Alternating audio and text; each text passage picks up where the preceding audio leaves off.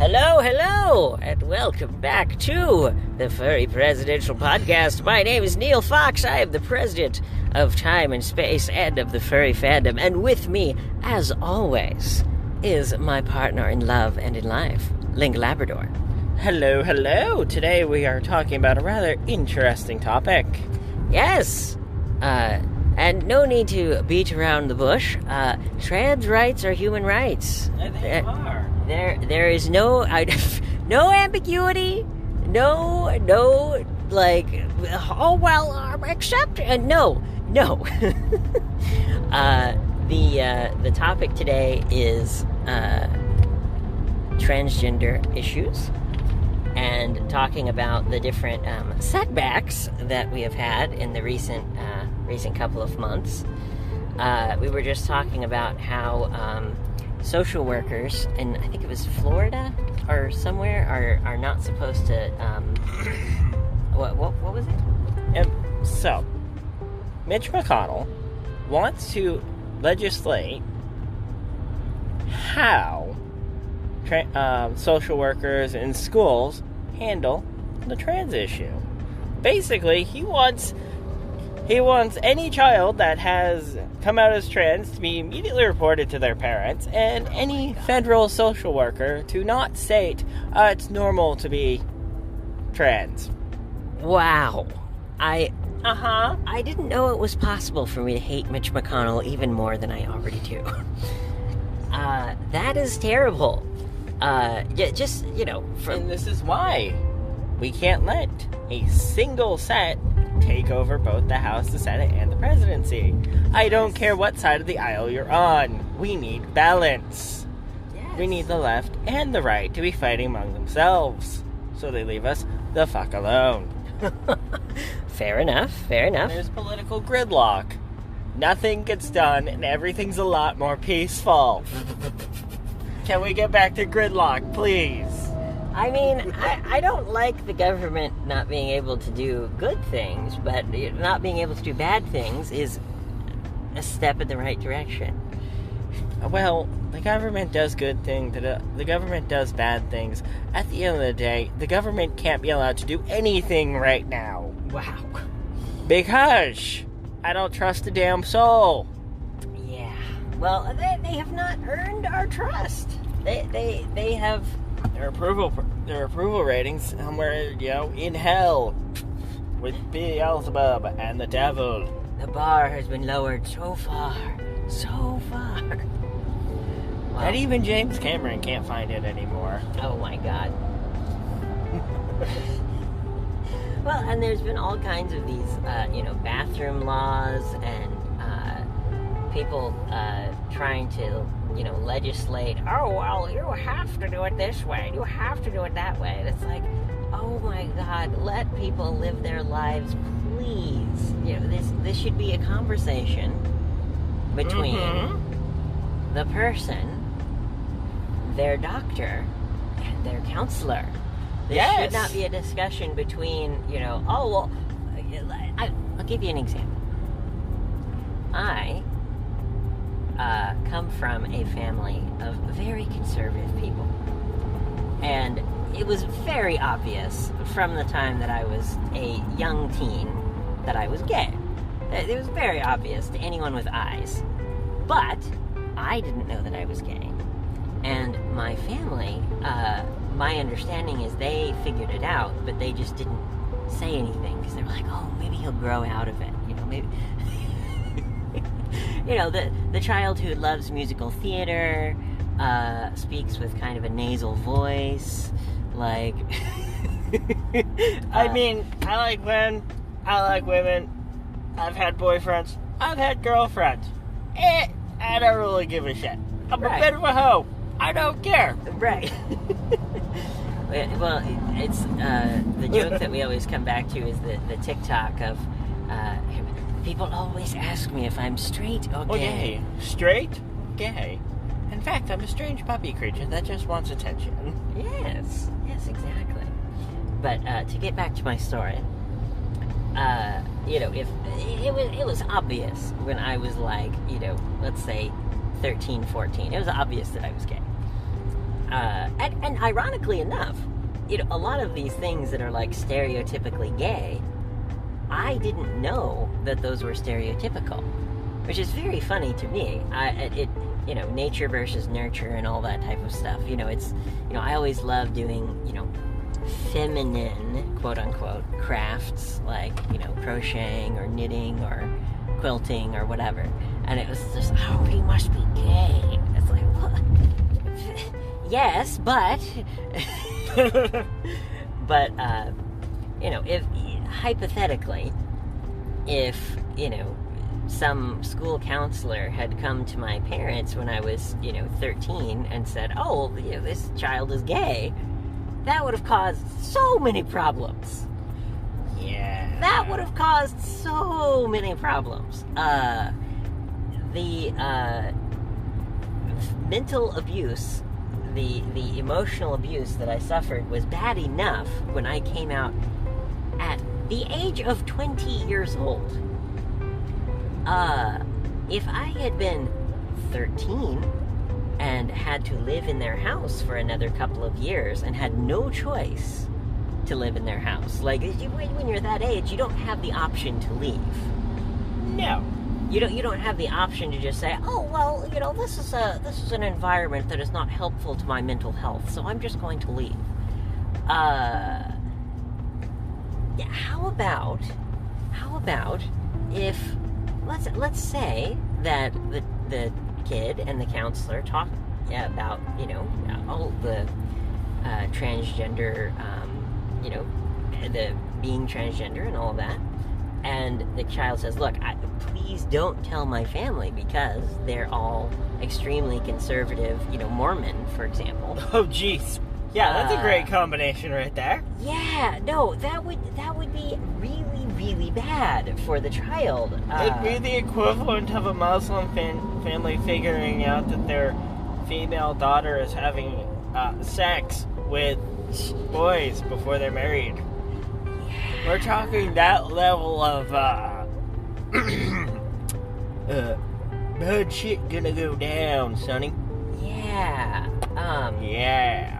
Well, and another statistic that we were talking about is, and this is, we'll do a quick warning. Just we're going to talk about the topic of suicide. So if that's something that is something you don't want to listen to, I totally understand, and just letting you know. I mean, if you're listening to this podcast this long, you're probably on board with quite a bit of the crazy shit that we talk about. Probably. I am not I'm a person that doesn't really think that, like, trigger warnings and stuff like that are usually kind of an overblown concept. But in this case, suicide is a very sensitive topic. So it's, I just letting people know in advance. But, so, a statistic that just blew me away when I heard it, in a bad way, blew me away, is that 50% of young adults who are trans have attempted suicide, which is horrible. Now, what is the reason behind that? No, that is a very interesting question, and it comes back to the perennial debate of nature versus nurture. So there are a lot of different facets to it, but the primary reason that is agreed on by psychologists and counselors and stuff is just harassment and abuse from the people in their life. So if somebody is if somebody comes out and they are oftentimes very severely bullied at school, for example, oftentimes they might lose their job. Oftentimes they might, have to move out of their parents' house earlier than they expected to. Yes. And so, it's a stereotype, but so this is by no means true for every trans person, by any means. But it is a stereotype because it is more common for people who are trans to enter the sex work industry than just the average population. Again, it's not not every single trans person, obviously, but so what you're saying is there's more trans in the porn industry. Not the porn industry, the sex work industry. Sex work, so, giving blowjobs and handies on the street. Oh, okay. Yes, so. Why don't they just go into porn then? Just get a camera. A lot of people do, but, if somebody is 18 and just kicked out of their parents' house and have nowhere to go. Fair enough. Again, it is a stereotype. It is not true for every person, but the reason why it's a stereotype is because it happens a lot. And you can imagine, a young person, let's say, 18 to 22, for example, living on the streets of New York City, they are probably going through a lot of really difficult things in their life, even in the best of circumstances. And so most people think that it is environmental and not like, or genetic or whatever. Now, there may be genetic components to it, but it's not the type of thing that you can, test in a lab. So it's... not without some highly unethical testing. Right. So, very, very... there are a lot of things in, human psychology that are fully nature or nurture, but but most things are both. Of, here's an example. There are some Polynesian cultures that have essentially a third sex, so to speak. And, from a Western perspective, we would look at this, and it's typically people born male who dress in a feminine way. And in their language and culture, it's just a third sex, a third, biological sex, as we would describe it. And maybe the Polynesians have the right idea. Right. Maybe we should take a page out of their book and not just try and dictate everyone's lives. Politicians. Yeah. And what do you know? In this culture, you have much, much less problems with, suicide and mental illness and stuff like that in this specific community because they're not shunned and thrown out of their family and all of this. It's just, this is so-and-so, and this is, this is your aunt, this is your uncle, and this is, third sex person, I don't know what the word is for it, but, That's fine. We would call this person, a drag queen, or a transgender person, or whatever, but in that culture, it's just, that's the way it is. Exactly. Now, we are many things on this podcast. Experts in anthropological studies. It's not one of them. Right. Well, and, anyone who has a more... grounded background, please.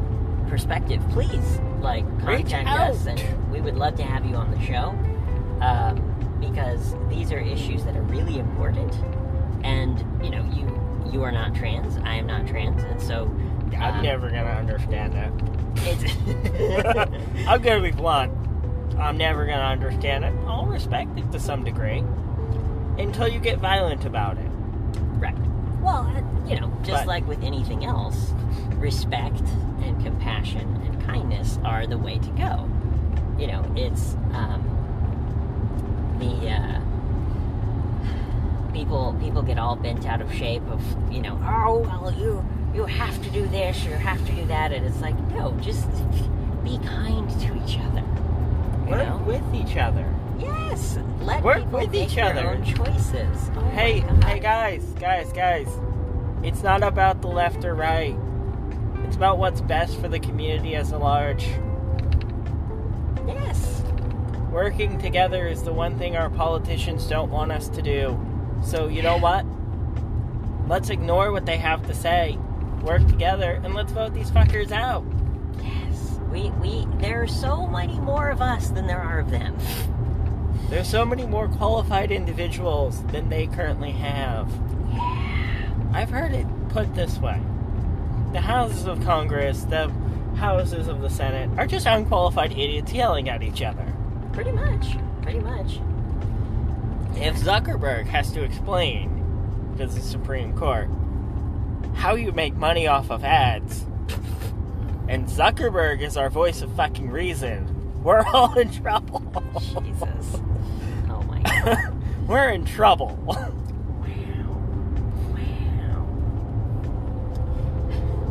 Reminds me of this one story that I heard about Twisted Sister. The lead singer, or the head of Twisted Sister, went in front of the Supreme Court and argued over, I forget exactly the details of it, but they managed to argue and win about their issue. Okay. So, it can be done. We can stand up. We can... Oh, I ran over a tire. Yep. That was annoying. But we can stand up for ourselves. And when we do, we win. Right. It's called putting on a suit. It's called putting on a tie. It's called talking to these people. Exactly. Because at the end of the day, they're just people. Right. Go talk to them. Don't be afraid. Go talk to them. Right. Be the voice of reason for your community. Don't riot. That gets you nowhere. Don't be violent. That gets you nowhere. We're not living in an oppressive regime just yet. So... Yeah, let's try to avoid... Nazi Germany. Let's try to avoid that. We really, really, really have... How do I put this? We have a good thing going here. We have a country of 320 million people, and it hasn't collapsed yet. And we have one of the largest voices in the entire world. We have one of the largest, most powerful, most adept militaries ever. Russia can barely take their next door neighbor. What are they going to do to the U.S.? Sanction us? Sanction us out of existence. How? Yes, we're not going to buy any more U.S. t-shirts. I don't know. We're not going to buy any more U.S. stuff. Well, we stopped trading with you about a year and a half ago. So, even if you wanted to buy our stuff, you can't. Right. Well, and that brings us to another very funny. Brings us to another very interesting topic of the war in Ukraine and how that's going. Very well for the Ukrainians. Yes, thank goodness. From what I understand, they've taken back basically all of the disputed territory? Basically. Wow. Okay. I've heard that they might take Crimea back. Wow. At this point, why not? You took that from us. It's ours again. Thank you. Thank you. Thank you. Wow. Thank you for keeping our seat warm. Oh, we're taking it. And we're backing it up by your guns. And your tanks. Oh, yeah, that's right. I heard that the Russian military had left behind a bunch of stuff. They just don't know what to do with it. Oh, my God. The Russian military currently has... the Ukrainian military currently has a stockpile of stuff that they don't know what to do with. Melt it down! No! Oh, we'll do our... maybe that's what we'll do. We'll talk to Zelensky, and we'll do our YouTube stunt we want to do of the melting all the tanks down. This is I don't think we talked about it on the podcast yet, but we had this idea for a YouTube video, Mr. Beast style. Yeah. You get 100 tanks. Yep. And you have a giant forge, and you just melt them all down and make them into something new. So make them into ice cream scoops or pens or silverware. So make them into something useful. And a tank. Oh, no! We need fewer military implements, god damn it! I mean, it's Ukraine. I don't think that they need fewer. They probably need more. Yeah, fair enough. As terrible as war is, actively aggressing against a foreign nation, or simply actively aggressing, moving over and just taking over the entire goddamn world, being the giant death robot of Bob. From your Civilization. Yes, 5, from my Civilization 6 campaign. My Civ 6 campaign, I wound up in the United States, I wound up attack God, and took over the world with Bob. Bob the robot. Bob Yes. the Destroyer. Yes, we can. Bob the Destroyer. Can we destroy it? Yes, Oh my god. yes, like I said, at the end of the day, we need to come together. Yes. Because actively aggressing and taking over foreign territory, as long as you're not committing war crimes along the way, that's just how the globe works. That's how the cycle of the universe works, unfortunately. What do you mean? The human culture has a need and desire to take over things. The Mayans did it. Everyone's done it. Literally everyone has done it. Right. Well, from the perspective of the arc of history,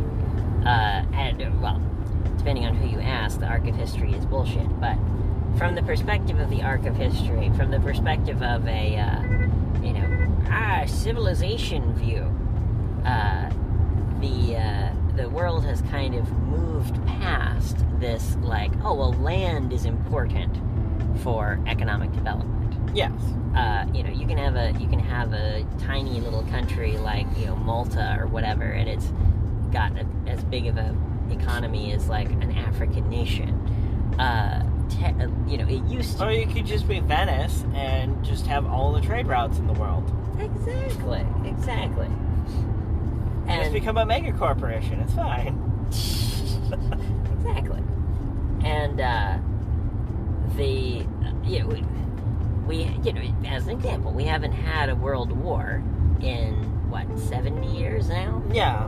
Which is pretty good. Like that's pretty good for the world, especially Europe, because Europe. They're always trying to kill each other.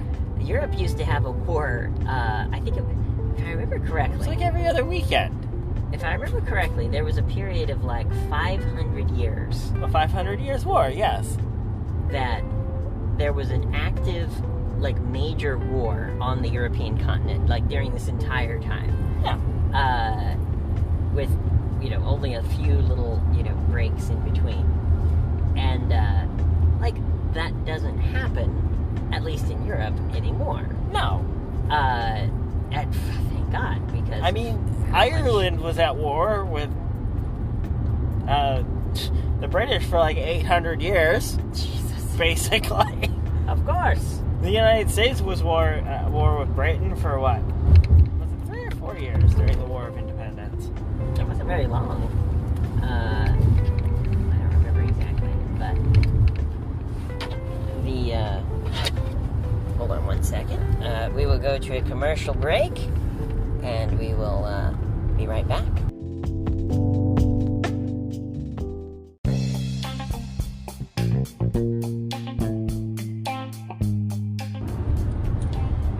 And welcome back. Welcome back. Yes, welcome back to whatever they were shilling you this time.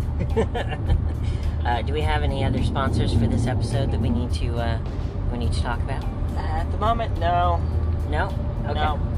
Well, if you are interested in sponsoring the podcast, you can send an email to foxlabscorp@gmail.com. foxlabscorp@gmail.com. Yes, please. You're a starving artist.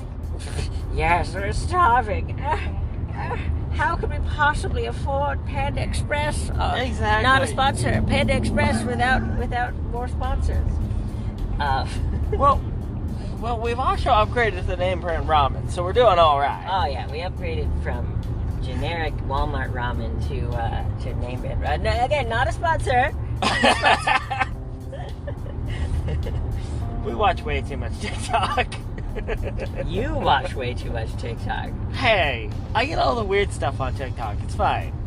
You certainly do. For a little context, viewers, my TikTok could be going from furry thing to weird conspiracy thing to local and global news. Yes. In the span of just a couple swipes. It's great. Yes. TikTok is a very interesting topic. I've managed to break mine, so it's fine. You say that, but the thing is, in my opinion, it's not that you've broken it, it's that it has tailored itself to you.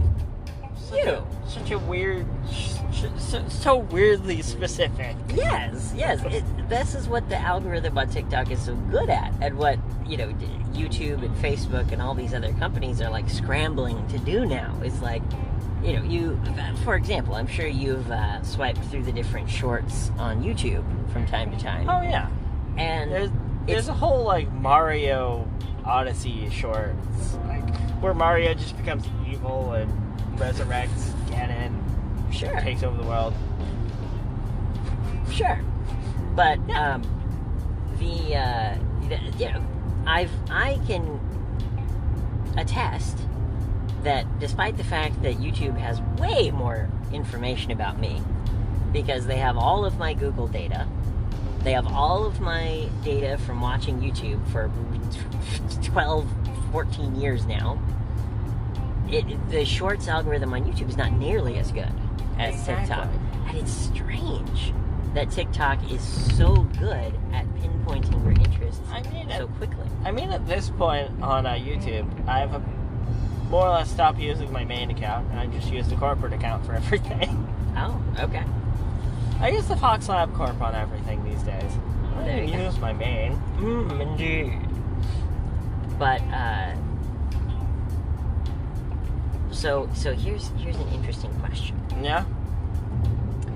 Why is TikTok so good at pinpointing what people like? Because I have an informed guess, we'll say. It is not confirmed necessarily, but I have an informed guess as to why this is. Okay. I have a guess of my own. Okay, go ahead. My own guess is TikTok is a newer platform, therefore it starts off. They started off with the latest cutting edge technology, and they're moving into the bleeding edge technology. Mm-hmm. Sure. Well, and that's part of it, sure, because the reason why everyone is trying to copy them is because their technology was so advanced. Yeah. But Google has virtually unlimited money. True. And a huge team of engineers that... But here's the thing. Google is so big that a lot of their technology that they develop never gets implemented because their sheer size alone is a detriment to their creative process. Interesting. Yeah, I mean, that's fair. The thing is that I don't think that this is the main reason why it works so well. I think it's one reason. Just having new technology is an advantage in whatever business that you're trying to run. But it doesn't explain all of it. Here is why I think TikTok is so effective in targeting people's interests. One, they make video creation really easy. Yes. So the app, it's so streamlined. If a hack like me, if two hacks like us can get. Wow. Well, I have a lot of self-taught, sure, but I have a lot of experience with video editing, but you don't. No, I don't. You've never used Adobe Premiere and stuff like that, right? No. Yeah. So if you could figure it out, that is a good indicator of most people could figure it out. Exactly. Because you don't have a technical background in that sense, and neither do I. I'm self-taught. I'm not an expert by any standard of video editing, but I've just been doing it for a long time. Yeah. I mean, at the end of the day, what is education but trial and error? Exactly. So they figured out a bunch of different pieces that work together really well. So it makes it really easy to create a video. So that means there's going to be a lot of content posted to the platform. And 2, they figured out how to get data points faster. And so they built the system, they built the ecosystem around getting data really quickly. So, for example, you might, I did the math on it one time, I'd have to do it again, but looking at YouTube, you might go through, say, 50 videos or 60 videos in an hour, for example. And then that's if you're going really quick through videos like you do. Yeah. For me, it might be more like 10 videos in an hour. Or, on the other hand, I might just listen to 10 hours of rain sounds. Sure. But, I mean, that's a good example of, like, the far opposite end of, if you're listening to rain sounds for 10 hours, that's only one data point. Exactly. YouTube is like, okay, well, he really likes rain sounds. Okay, got it. Whereas TikTok, in an hour, when I did the math, it was like 300 or like 500 videos in an hour. Because of how fast people swipe through. Yeah. It actually buffers me. Yeah. I get buffered when I scroll through TikTok because it thinks I'm a bot half the time. Wow. Yeah, that's ADHD for you. But it's very funny. From a studying human behavior perspective. Yep. The difference between 50 data points and 500 data points in an hour is huge. Oh, yeah. So, this is a very simplified example, but like, let's say that all that mattered was just the number of videos you'd watched. You would have to watch 10 times as much YouTube for them to get the same amount of data on your preferences as TikTok. Yeah. And keep in mind, on TikTok, it's all safe for work preferences. That's true. It's all safe for work. Lord help us if they ever make a Lord help us if they ever make a 18 plus TikTok. Many people have tried. There's been a lot of attempts. We will see if that ever comes to mainstream fruition. But another thing that TikTok... Maybe we'll just do it using all the information that we've accrued. That'd be fun. Make a not safe for work furry TikTok. Oh yeah, that'd be fun. Wait, that already exists. It's called Telegram. Fair enough. Yeah. Our Midwest Furfest Telegram's up to like 300 members now. Wow. Okay. That's awesome. I was sticking my nose in it the other day. I'm like, who are you? Who are you? I created this. This is mine. That's funny. Yeah.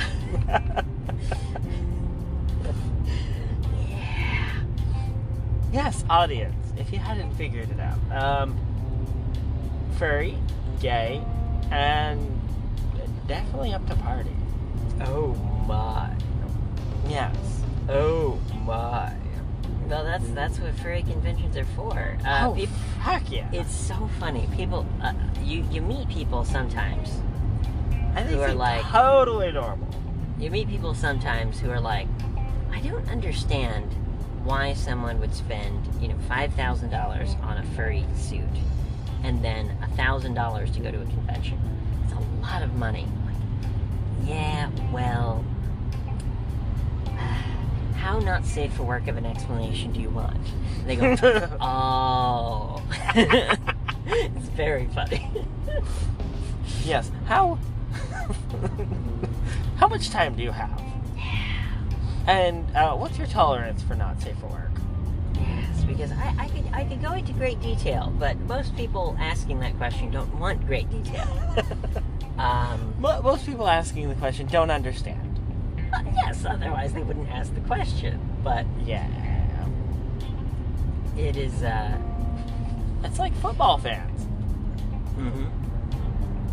Football fans spend thousands of dollars on a trailer, then they go to tailgating parties, then they get stupid pre-game game drunk, and then they go watch their favorite football players beat the shit out of each other. Yeah! It's Modern Day Coliseum! It's honestly, football is kind of boring. Yes, I understand maneuvers they're doing, and I understand what they're doing, and I understand the plays that they're doing. It's still very boring to watch. Well, you and you in particular, but me as well, are people who want novelty in our entertainment.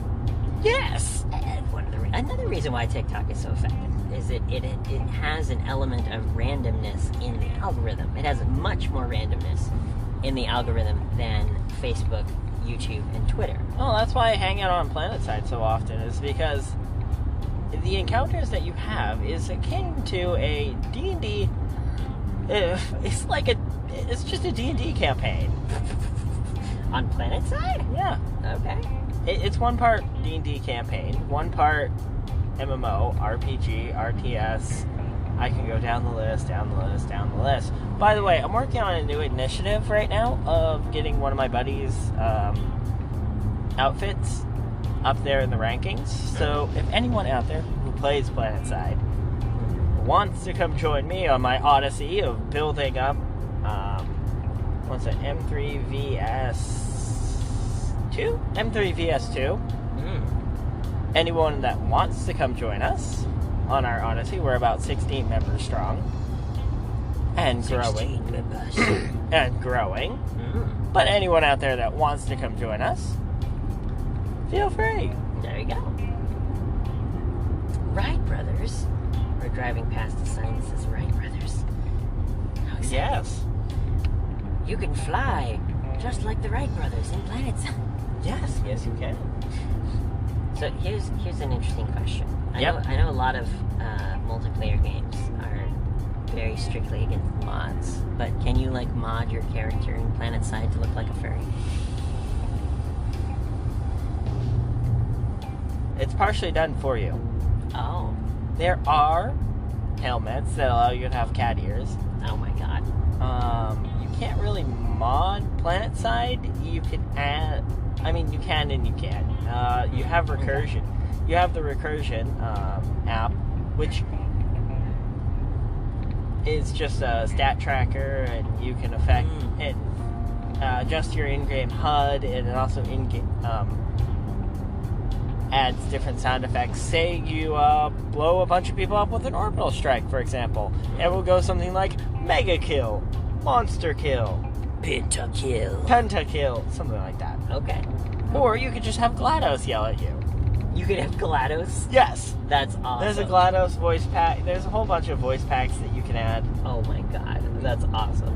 A lot of people run the GLaDOS because they just feel like being emasculated by GLaDOS. You just killed me, you monster. That's funny. Do better. You missed. He killed you.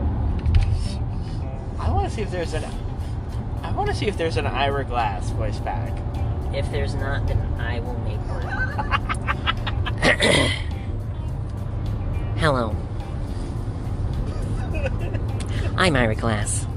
This is PlanetSide. Today, a story in 3 parts.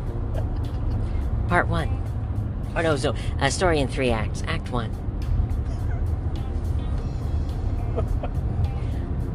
I come up to your base with my giant fucking tank.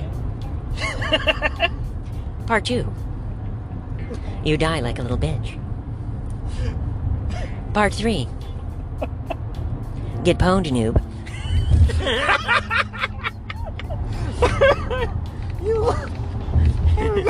What the fuck?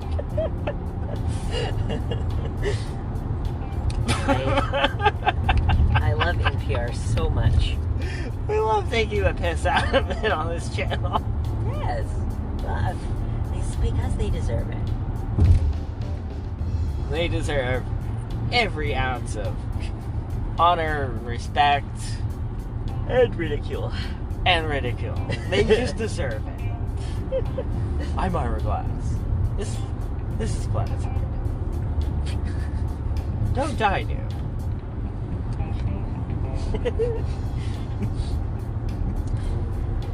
I'm Ira Glass. As you can see, I just dropped an orbital strike on the opposite faction. Orbital strike inbound. Orbital strike inbound. Massive destruction. Oh, it feels so good.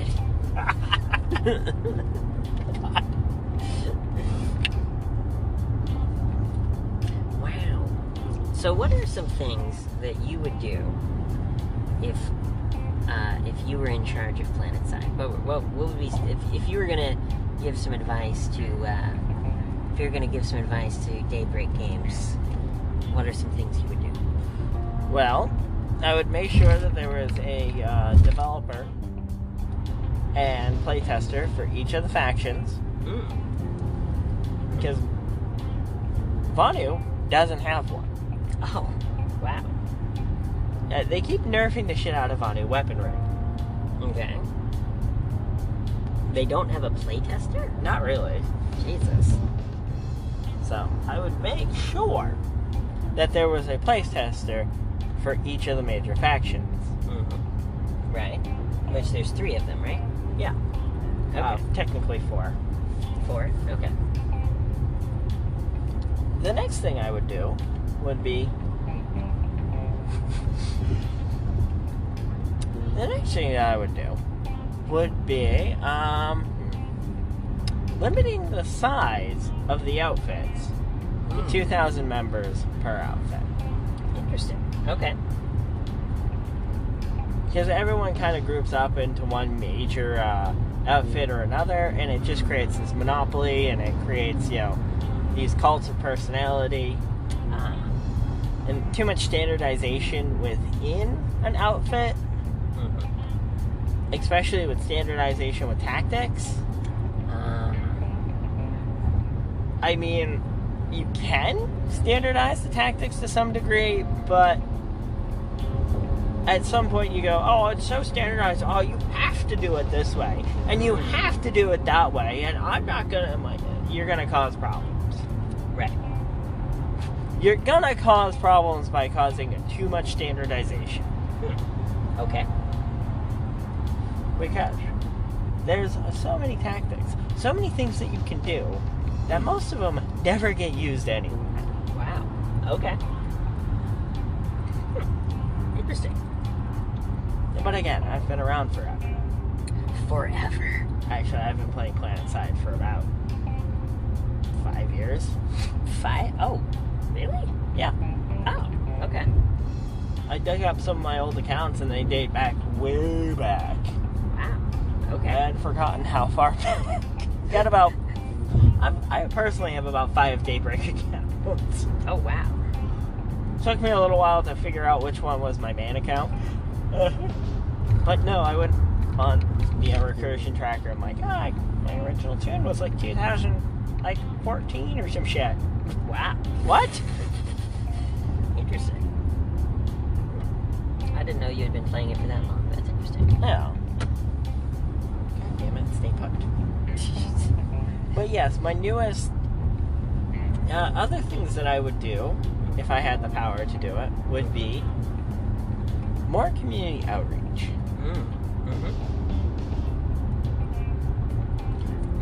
Having the Planetside developers actually host events. Sure. More charity events. Yeah. Because it looks good on the it looks good on the company. The company makes a shit ton of fucking money.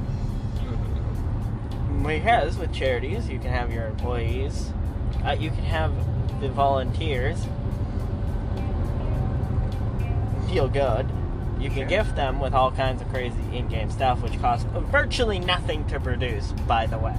Right. Why don't we use more video games for charity events? You can produce a virtually unlimited amount of reward for virtually no cost. Right. And then I think you can give... But seeing how those rewards would have a cost. Because they have a retail value, because that's how the economies of the world function. Then you can turn around and then you can donate it. Exactly. Wow. Those are some very good ideas. You know, you donate X number to a charitable organization, and then your corporation is donating to a charitable organization, and Watch out.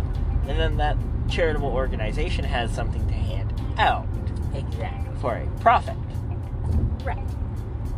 And by that profit, I mean, here's the supply crate of random things. Here's the supply crate of random things. Yep. And you're not buying it. You are donating X number of dollars. You are donating X number of dollars to me. You're donating X number of dollars to me and the charity, and you receive a reward. Exactly. So you're not buying this exclusive loot crate. Yes. You are donating money. Exactly. And everyone wins. Yes. You know, Daybreak gets, $100 million taxable donation. Oh, hold on 1 second. Getting a call.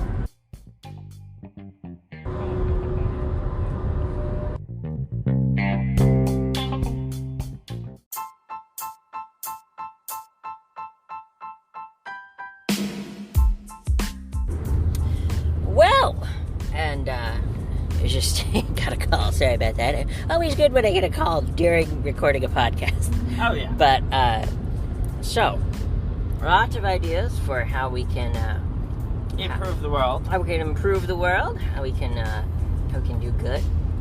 And we will be talking about many of them on future episodes. So, thank you so much for listening. If you're listening on YouTube, make sure to give the podcast a like. Or Spotify. We're on Spotify right now. Absolutely. We're a little bit of everywhere. Yeah. We're up to what, 1 million or so Definitely. in our various platforms. I lose track. Yeah. It is hard to keep track when it goes up so quickly. But yeah, definitely give it a like, give it a review and a comment, and we will talk to you next time.